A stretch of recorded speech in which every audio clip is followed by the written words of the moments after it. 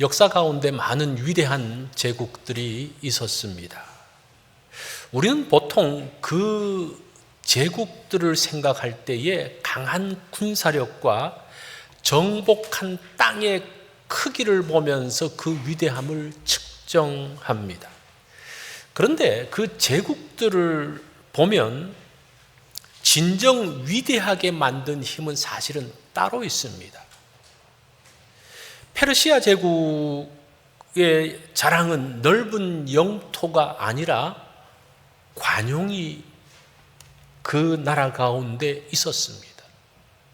이 피지배 민족들의 종교와 문화를 인정해주고, 또 고레스 왕 때 보면 포로로 끌려온 유대인들에게 자유를 줍니다. 그리고 성전을 건축할 수 있도록 지원을 해줍니다.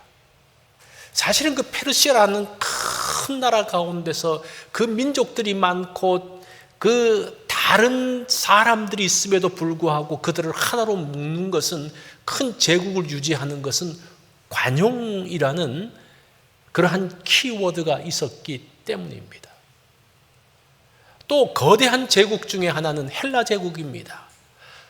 우리가 알렉산더 대왕 그러면 그 사람은 이 강한 군사력으로 나라를 정복하는 왕으로만 보는데, 사실은 그 헬라 제국의 정말 중요한 것은 무엇인가 하니 그들이 가지고 있는 언어와 문화와 지식입니다. 그 헬라 제국의 위대함은 가는 곳마다 그 헬라어를 알게 하고, 글을 모르는 사람들에게 글을 알려주고, 문화를 알려주고, 철학 지식을 알려주고, 또 그 나라가 극장 문화가 발전되어지면서 그 사람들 가운데서 문화생활을 할 수 있는 것들을 해주는 그러한 힘들이 헬라 제국 가운데 있습니다. 알렉산더 대왕이 젊은 나이로 죽게 되어지는데, 죽고 난 다음에 4개의 나라로 쪼개지는데, 쪼개짐에도 불구하고 그 문화의 우수성들을 여전히 그들이 갖고 있었던 것을 볼 수가 있습니다. 그래서 그 제국의 자랑을 힘으로만, 군사력으로만 볼 것이 아니라 그들이 가지고 있었던 문화 정신을 보는 것이 중요합니다. 자, 우리가 모여있는 이곳 교회도 마찬가지입니다. 여러분들이 교회를 생각할 때 이런 생각을 해본 적이 있습니까? 우리 교회는 너무 작고 초라해. 저런 큰 교회에 비해서는 너무나 별 볼 일 없잖아. 뭐 그런 생각들을 해본 적이 있습니까? 이게 이제 단순하게 이렇게 생각하는 거예요. 제국이라는 것이 크고 강하고 뭐 외형적으로만 생각하는 것, 거기서부터 한 단계 더 나가는 게 중요합니다. 오늘 베드로전서 2장은 우리에게 말합니다. 교회의 위대함은 건물의 크기나 숫자에 있지 않다라고 이야기를 합니다. 교회는 태생적으로 성삼위 하나님께서 계획하시고 세웠기 때문에 본질적으로 위대하고 영광스러운 것이라고 이야기합니다. 이런 접근법을 가지고 교회를 봐야지 이 교회의 위대함과 교회의 영광들을 볼 수가 있다는 거예요.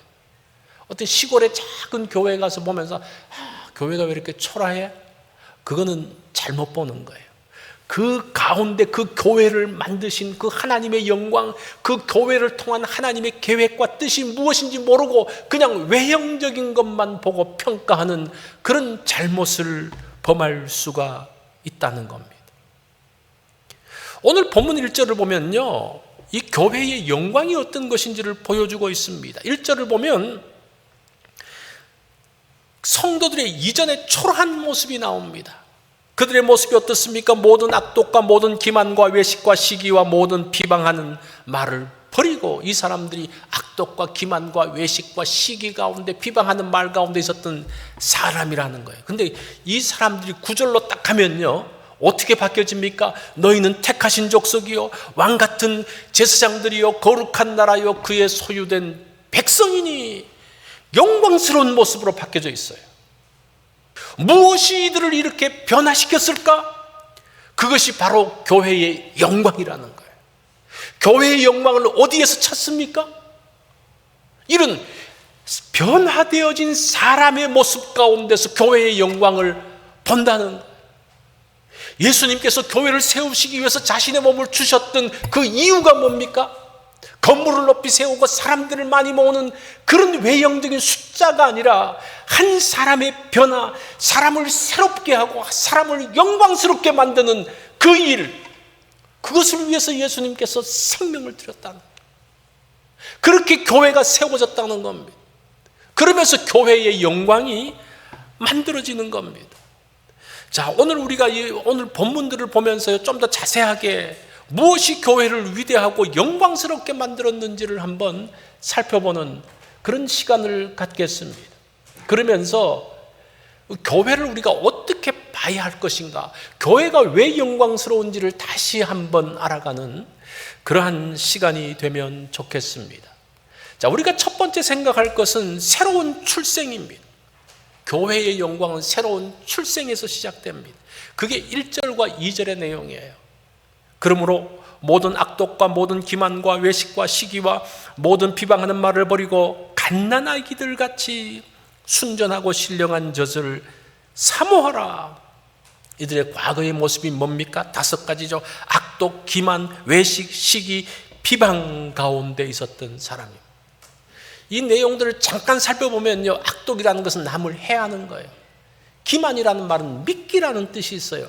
겉과 속이 다르게 남을 속이는 것, 미끼를 탁 던져가지고 남을 속이는 것을 말합니다. 외식이라는 것은 안과 밖이 다른 겁니다. 시기라는 것은 타인이 잘 되는 것을 싫어하는, 그래서 끌어내리려는 마음입니다. 비방이라는 것은 수근수근거리면서 명예를 훼손하는 것입니다. 이 5가지 단어의 깊이 있는 뜻은 잘 몰라도 이게 나쁜 것임을 우리가 알잖아요. 이렇게 한다 그러면 저건 잘못됐어 라고 말하잖아요. 이런 것들은 우리가 살면서 경험하는 것이고 인간관계를 무너뜨리는 독소와 같은 것입니다. 그런데 이런 것을 버리라고 이야기합니다. 이 버린다는 단어를 보니까요, 옷을 벗어 던지다, 옷을 갈아입는다는 그런 뜻이더라고요. 우리가 성경을 보면 이전의 삶을 버리고 새로운 삶으로 갈 때에 그 옷을 갈아입는 표현들이 많이 나와요. 로마서라든지 에베소서에 보면, 그죠?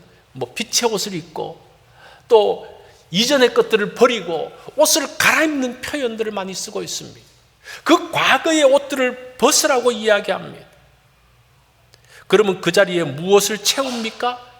2절을 채우는 거예요. 2절을 보면 그래서 1절과 2절이 그렇게 연결되는 거예요. 갓난아기들 같이 순전하고 신령한 젖을 사모하라. 이 갓난아기라는 말이 새롭게 태어난 아기를 이야기하는 겁니다. 우리가 갓난아기 그러면 성경에서 미성숙한 아이를 말할 때 해서 이게 뭔가 혼돈되는데 사실은 그 단어가 달라요. 미성숙한 어린아이를 말할 때는 고린도전서 3장 1절 2절을 보면 단단한 음식도 먹지 못하는 그런 어린아이, 그런 뜻이 아니고 새롭게 태어난 아이라는 뜻입니다. 그게 사실은 요한복음 3장 3절로 연결되어지는 거예요. 니고데모가 예수님께 와서 묻습니다. 어떻게 하면 영생을 얻습니까? 라고 할 때에 예수님이 뭐라고 말씀합니까? 다시 태어나지 않으면 하나님 나라에 들어갈 수 없다고 그러니까 이 니고데모가 그럼 어떻게, 내가 이렇게 큰데 어떻게 다시 엄마 뱃속에 들어갑니까? 이렇게 이야기하잖아요. 그 말이 아니고 2번째 출생을 이야기한다는 거예요. 그것을 중생이라고 이야기해요. 조금 어렵게 다시 태어나는 것을 이야기하는 것입니다. 다시 태어나는 것, 옛날 것을 다 벗어버리고 다시 태어나라. 새 생명이에요. 새 생명. 성도가 영적으로 다시 태어나면서 신인류가 만들어요. 새로운 인류가 만들어지는 거예요. 신인류에 대한 이야기를 했잖아요. 그죠? 십자가를 통한 새로운 사람, 새로운 종류의 사람으로 태어남에 대한 말씀을 하고 있는, 이게 1절과 2절의 내용입니다. 교회의 영광은 새로운 출생에서 시작되어지는 거예요. 사람이 새롭게 되는 데서 시작되어지는 거예요. 생각이 새롭게 되는 데서 시작되어지는 겁니다. 전 세계적으로 가장 많이 불리는 찬송가 중에 하나가 Amazing Grace라는 거죠. 찬송가 305장에 보면 나 같은 죄인 살리신, 이 찬송을 지은 존 뉴턴은 경건한 어머니 밑에서 자랐습니다. 어머니가 일찍 이제 돌아가시면서 뉴턴은 아버지를 따라서 바다로 나가기 시작합니다. 바다의 삶이 얼마나 거칩니까? 그런 험한 세월 가운데 살면서 나중에 악해지고 나중에는 사람을 사고 파는 아프리카 노예 상인이 되어졌습니다. 그 선장이 되어졌습니다. 많은 돈을 벌었죠. 그러면서 타인의 생명과 자유를 빼앗아서 자신의 부를 쌓는 악한 사람이었죠. 그게 1절의 내용이죠. 1절의 사람이었습니다. 그러던 1748년 3월 21일에 그가 타고 가던 그레이하운드 호가 큰 폭풍 가운데 휘말리게 되어집니다. 배가 침몰할 위기에서 그가 뭐라고 말하는 건, 이 사람은 평소에 하나님을 저주하면서 하나님을 욕하면 그 욕을 입에 달고 살았던 사람이 그 폭풍 아래에서 이런 말을 합니다. 주여 우리에게 자비를 베풀어 주십시오. 이런 이야기를 해요. 그는 폭풍에서 살아남은 그날을 새롭게 태어난 기념일로 정합니다. 제2의 생일로 정해요.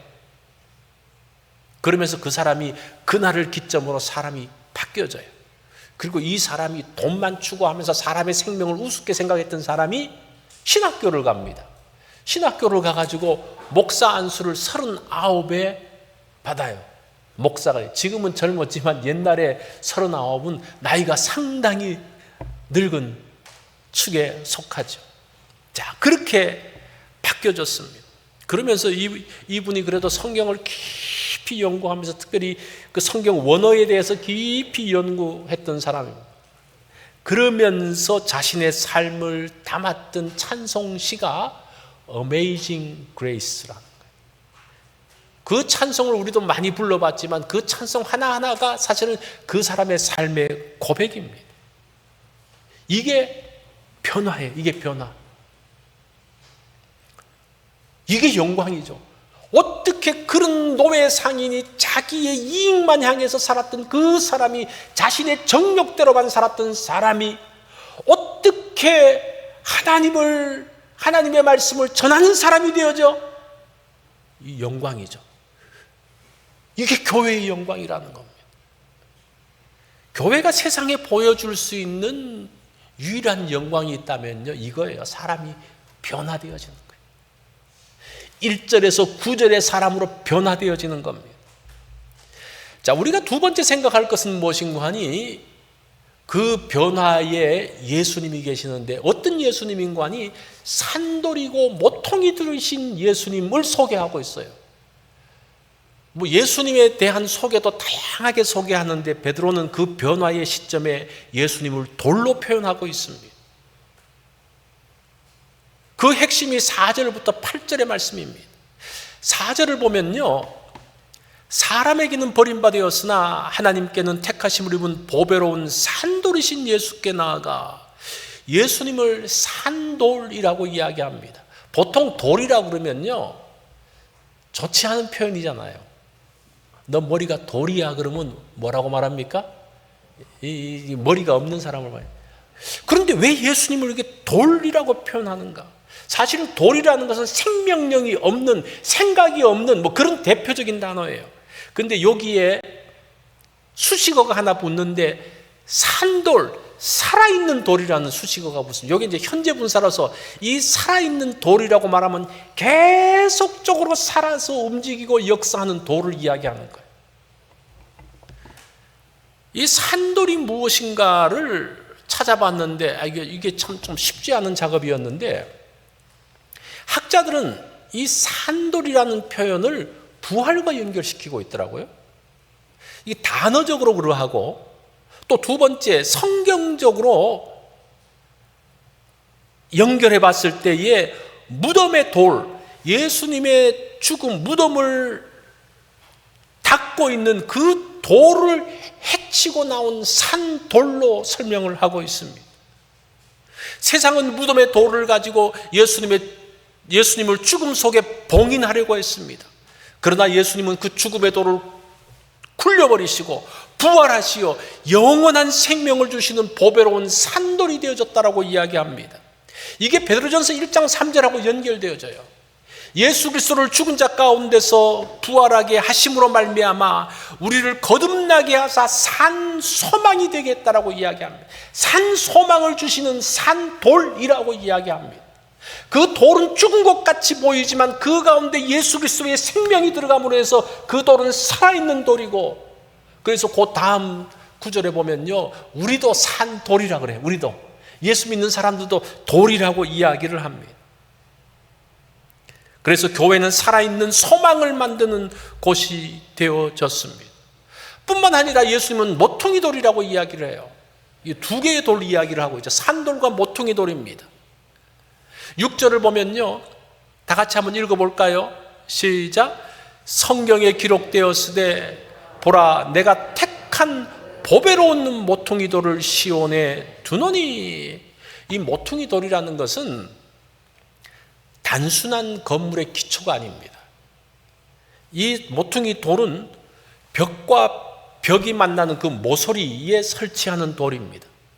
뿐만 아니라 이것은 옆으로만 연결하는 것이 아니라 상하로도 연결하는 기초가 되어집니다. 그래서 그 돌을 놓고 양쪽으로 벽을 치고 위로 벽돌을 올리면서 전체의 건물을 만들어가는 기초가 모퉁이 돌이라는 거예요. 그래서 예수 그리스도가 우리 인생의 절대적인 기준점이라는 말입니다. 모퉁이 돌이라고 말할 때 우리 인생의 그 건물의 기준점, 기초 정도가 아니고 기준이에요. 기준. 이 말씀은 요즘 6절 말씀을 보면요, 성경에 기록되었을 때 이렇게 나오잖아요. 또 어떤 성경에 기록되었는가? 이게 이사야 28장 16절에 기록된 말씀을 그대로 베드로가 인용을 해요. 지금 오늘 그 성경에 보면요, 베드로가 성경을 3개를 인용을 합니다. 구약 성경을. 이번에 연구하면서 야, 베드로가 무식한 줄 알았는데 굉장히 유식해요.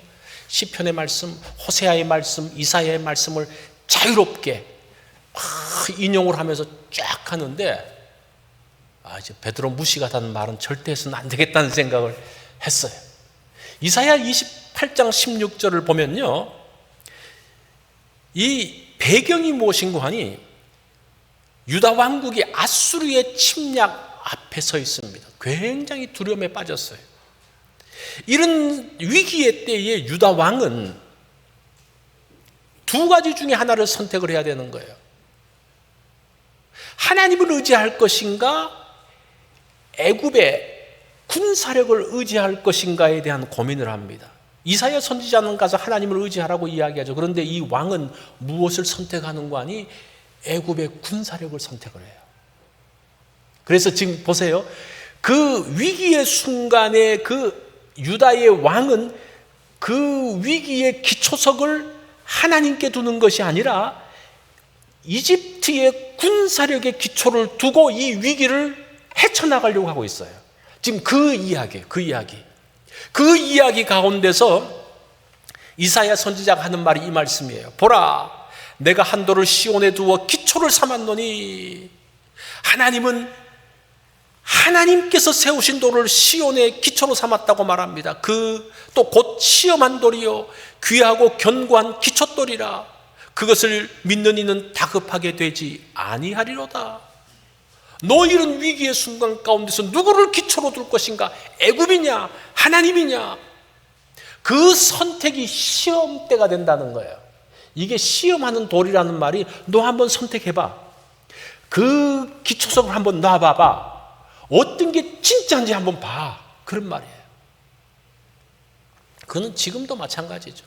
베드로는 이 말씀을 그대로 가져와서 신약의 성도들에게 이야기하고 있습니다. 이 베드로전서의 이 수신자들은 누굽니까? 그들이 신앙의 박해 가운데서 흩어져 있는 사람들입니다. 잘 믿어보겠다고 그냥 자기 고향을 떠나면서 방랑하고 있는 사람들입니다. 너희들이 많은 어려움 가운데 있을 때에, 많은 문제 가운데 있을 때에 너희의 인생의 기초석을 무엇으로 둘 것이냐? 지금 그 말씀을 하고 있는 거예요. 우리 인생의 기초석은 무엇이냐? 예수님 당시에 유대 지도자들은 예수님을 버렸습니다. 그 말은 무슨 말인가 하니 예수님을 기초석으로 두지 않았다는 겁니다. 오히려 예수님을 잡아서 죽여버렸다고 이야기합니다. 그러면서 그 결과가 뭐냐? 결과를 보여줘요. 그게 8절의 내용입니다. 부딪히는 돌과 걸려 넘어지게 하는 바위가 되었다 하였느니라. 그들이 말씀을 순종하지 아니함으로 넘어졌나니. 이 기초석이 뭐가 됐다는 겁니까? 순종하지 않음으로 인해서 부딪히는 돌이 됐다는 거예요. 부딪히는 장애물이 됐다는 거예요. 걸려 넘어지게 하는, 이 걸려 넘어진다는 이 단어가 스캔달이라는 그런 단어예요. 그러니까 그게 올무가 되어지는, 문제가 되어지는, 예수님을 버린 자들에게는 모퉁이 돌은 오히려 걸려 넘어지게 하는 돌이 된다는 거예요. 그러나 예수님을 모퉁이 돌로 삼은 성도들은 구절의 사람으로 바뀐다는 그 말씀이에요. 그게 지금 1절과 9절 사이에 4절부터 8절 가운데서 예수님은 산돌이시고 모퉁이 돌이라는 그 말씀을 통해서 어떻게 그들이 바뀌어질 것에 대한 말씀을 하고 있는 거예요. 마지막 세 번째로 생각할 것이 무엇인가 하니 왕같은 제사장으로 세워지는, 새롭게 태어난 사람들, 예수님을 기초로 삼았던 사람들의 삶이 9절이라 그랬죠. 제가 다시 한번 읽어봅니다. 너희는 택하신 족속이요 왕같은 제사장들이요 거룩한 나라요 그의 소유된 백성이니 이는 너희를 어두운 데서 불러내어 그의 기이한 빛에 들어가게 하신 이의 아름다운 덕을 선포하게 하려 하심이라고 이야기를 합니다. 네 가지 영광스러운 정체성이 나와요. 택하신 족속이라는 말은 선택받은 민족이라는 겁니다. 선민이라는 겁니다. 우연히 모인 사람이 아니라 하나님이 선택한 사람들입니다. 그게 택하신 족속이에요. 거룩한 나라라는 것은 세상에서부터 구별되어진 하나님의 공동체를 이야기합니다. 그의 소유된 백성, 이 소유라는 단어를 보니까요, 보물이라는 말이에요. 보물. 엄청난 비용을 지불하고 산 보물이란 말이에요. 하나님의 백성들을 삼았는데 그들이 다 보배 같은, 예수님이 생명값을 지불하고 소유한 보배다, 그런 말이에요. 이게 소유된 백성이에요. 우리가 그런 사람이라는 거예요. 주의 교회에 있는 사람들이 그러한 사람이라는 겁니다. 또 왕같은 제사장이라고 이야기를 하죠. 왕의 권위를 가진 제사장이에요. 이루 말할 수 없는 변화입니다. 이건 1절에 악독하고 비방한 사람들, 9절에 왕같은 제사장, 하나님의 보물, 이 악한 사람들이 하나님의 보물로 바뀌어졌어요. 왕같은 제사장으로 바뀌어졌어요. 이게 교회의 영광이라는 거예요. 교회가 지금까지 이렇게 영광스럽게 계속적으로 오랜 시간, 2000년 이상 끊임없이 존재하고 있었던 이유가 뭡니까? 바로 이런 영광 때문이라. 사실은 교회 역사를 보면요, 교회가 망해도 벌써 몇 번 망할 수밖에 없어요. 사실은 교회의 잘못들이 많죠. 중세시대에 그 얼마나 많은 잘못들이 있었습니까? 뭐 근대 사회로 오면서도 마찬가지예요. 지금도 여전히 교회가 비난을 받고 있지 않나요? 교회의 잘못된 모습들이 있죠. 그럼에도 불구하고, 그 잘못이 있음에도 불구하고 그 교회가 없어지지 않는 것이 이 교회의 이러한 영광 때문이라는 거예요. 이러한 변화의 영광, 예수 그리스도의 역사의 영광 때문이라는 겁니다. 저는 여기서 왕같은 제사장이라는 것을 다시 한번 좀 이야기하고 싶습니다. 이 제사장이라는 단어가 라틴어로 폰티펙스라는 단어를 써요. 저는 이 단어가 너무 좋아요. 이 단어가 뭔가 하니 다리 놓는 사람이라는 뜻이에요. 제사장이 우리를 왕같은 제사장으로 삼았는데, 어떤 제사장? 왕같은 제사장으로 삼았는데 그게 뭐냐? 다리 놓는 사람이라. 다리를 놓는, 갈 수 없는 곳에 갈 수 있게 다리를 만드는 사람이라는, 사람과 사람 사이에 단절되었는데 그 단절된 것을 다리를 놓아서 하나로 만드는 사람이라는 거죠. 그게 성경의 그 내용이잖아요. 그 죄인인 인간이 그 거룩하신 하나님 앞에 갈 수 없는데 그 거룩하신 하나님과 이 죄인 사이에 다리를 놓는 사람이 제사장이잖아요. 그죠? 구약의 제사장이 그러한 일들을 하잖아요. 그 일들을 구약에서는 제사장들이 했다면 지금은 누가 제사장이라는 겁니까? 우리 모두가 제사장이라는 거예요. 다리를 놓는 사람이라는 겁니다. 우리는 다음 세대가 하나님께 나아갈 수 있도록 다리를 놓는 사람이 되어져야 되는 거예요.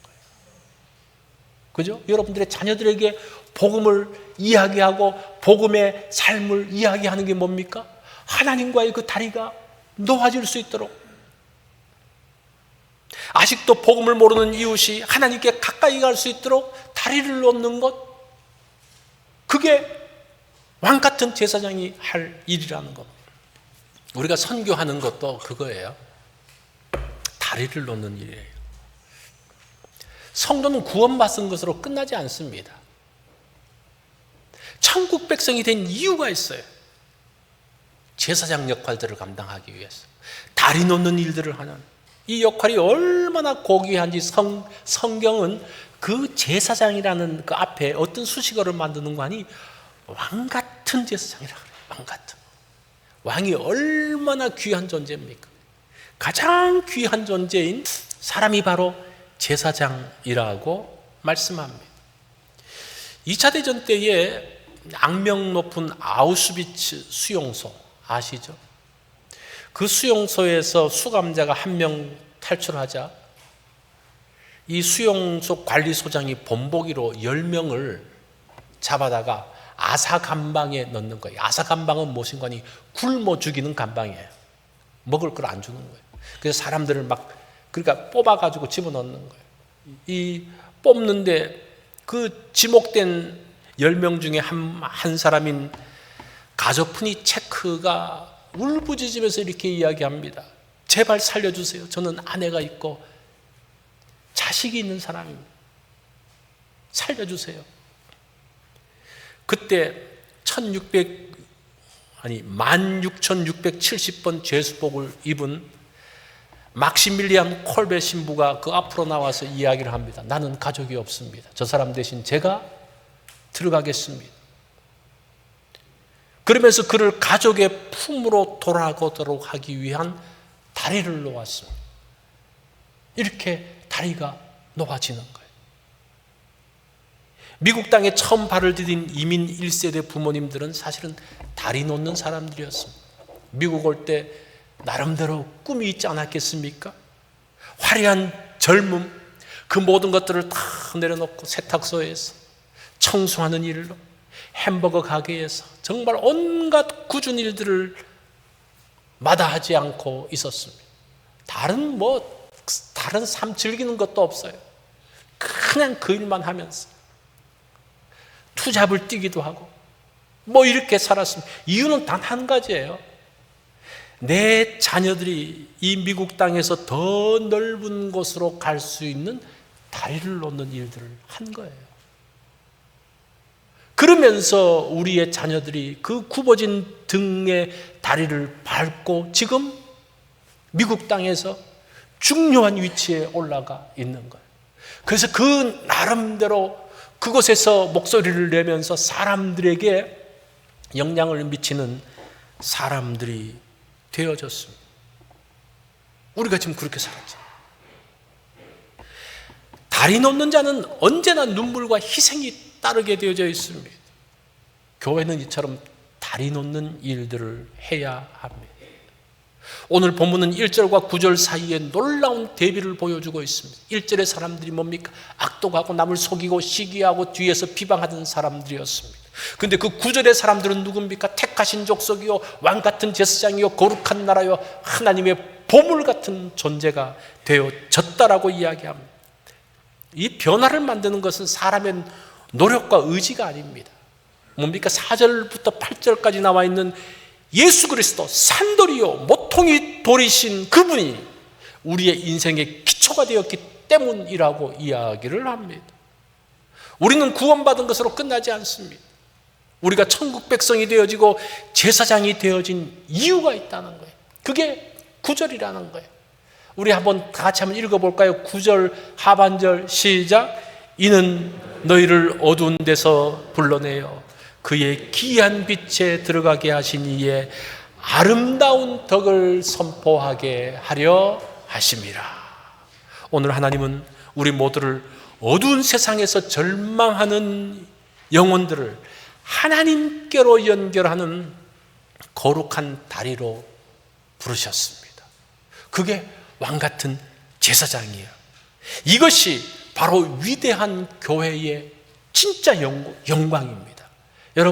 여러분들이 거룩한 다리로서 산다면 교회는 그 영광을 끊임없이 보여주게 될 것입니다.